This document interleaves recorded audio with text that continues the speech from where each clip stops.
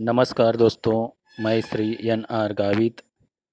दोस्तों, आज हम 8वां पाठ पूर्ण विश्राम इस पाठ की जानकारी देखेंगे। इसके लेखक है सत्यकाम विद्यालंकार। परिचय सबसे पहले मैं पढ़ता हूँ। इनका जन्म हुआ है 1935 लाहौर में, जब भारत और पाकिस्तान का बंटवारा नहीं हुआ था तब। आप सफल संपादक, लेखक और कवि हैं। सरल सुबोध भाषा और रोचक बोधगम्य शैली आपके लेखन की विशेषताएं हैं। लेखन व्यवहारिक है। आपने व्यक्तित्व और चरित्र निर्माण पर अधिक बल दिया है। इन्होंने जो कृतियां लिखी है वह है स्वतंत्रता पूर्व चरित्र निर्माण, मानसिक शक्ति के चमत्कार, सफल जीवन, ये लेख संग्रह है। वीर सावरकर, वीर शिवाजी, सरदार पटेल और महात्मा गांधी जीवन चरित्र, महात्मा गांधी जी का जीवन चरित्र लिखा है। अब देखिए इस पाठ में क्या हम देखने वाले हैं। तो ये कहानी जो है ये हास्य व्यंग्य कहानी है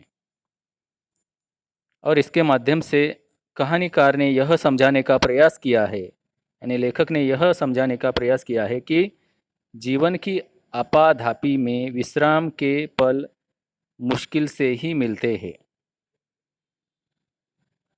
तो घरेलू उलझनों के कारण हम उन पलों का आनंद नहीं उठा पाते।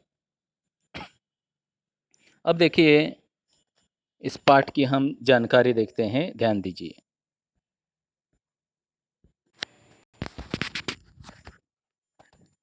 डॉक्टर ने बाह पर काला कपड़ा लपेटा और रबड़ की थैली से हवा फूंककर नाड़ी की गति देखी, फिर बोला, कुछ सीरियस नहीं है।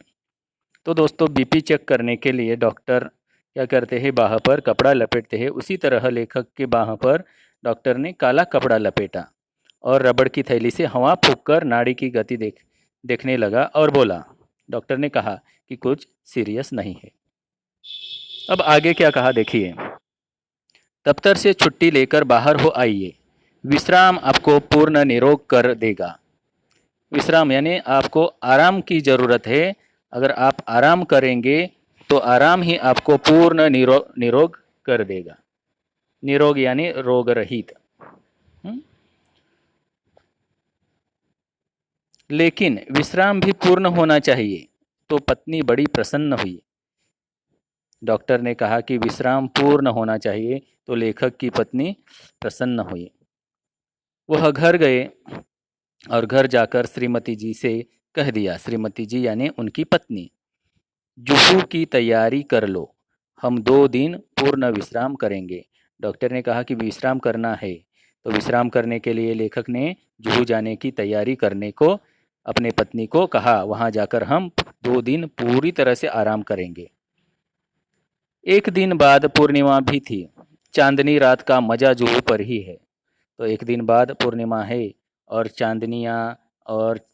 चांदनियाँ देखना और चांदनी रात होगी तो बहुत ही मज़ा आएगा जुहू पर। दोस्तों, जुहू ये स्थान के बारे में आपने सुना होगा, ये मुंबई में स्थान है। तो एक दिन पहले आधी रात से ही उन्होंने तैयारी शुरू कर दी। 2 बजे का अलार्म बेल लग गया। 2 बजे का अलार्म बेल लगा दिया उन्होंने। तो एक दिन पहले ही उन्होंने आधी रात से ही तैयारी शुरू की थी। अलार्म बेल लगाया गया। स्वयं वह 2 से पहले ही उठ बैठी। अलार्म कितने का लगाया था? 2 बजे का, लेकिन 2 से पहले ही उठ बैठी और कुछ नोट करने लगी, यानी लिखने लगी। तो श्रीमती जी जो है, लेखक जी की पत्नी है, वह 2 से पहले ही उठी और कुछ लिखने लगी। श्रीमती जी ने इन सब कामों की सूची बनाकर मेरे हाथ में दी। तो लेखक के हाथ में इन सब कामों की सूची का मतलब है यादी, वह दी, लेखक के हाथ में दी।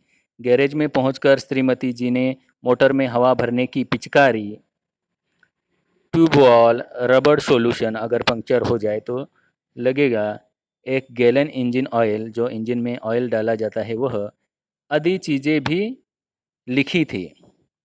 दिन भर दौड़ धूप यानी बड़ी कोशिश करके पायधुनी से मिस्त्री लाया। पायधुनी इसका मतलब है मुंबई में एक स्थान है, मुंबई के एक स्थान का नाम है पायधुनी। तो वहाँ से उन्होंने एक मिस्त्री लाया। सुबह से शाम हो गई मगर शाम तक 4 में से 2 खिड़कियों की चटखनियाँ भी नहीं कसी गई। तो 2 खिड़कियों को भी उसने उसका बोल्ट लगाकर नहीं हुआ, 2 खिड़कियाँ भी उससे दुरुस्त नहीं कसी नहीं गई। मोटर के लिए ज़रूरी सामान लाते-लाते रात तक दिल की धड़कन दुगनी हो गई थी और मोटर का जो सामान चाहिए था वह लाते-लाते तो दिल की धड़कन पहले थी उससे दुगनी हो गई। तो ठीक है दोस्तों, यहाँ तक ही आज हम जानकारी देखेंगे। हम थोड़ा-थोड़ा ही पाठ देखेंगे। जितना मैं ये पाठ आपको पढ़ाता हूँ, आप भी पढ़िए। तो आशा करता हूँ ये पाठ आपके समझ में आया होगा। धन्यवाद। उर्वरित पाठ हम अगली तासिका में देखेंगे।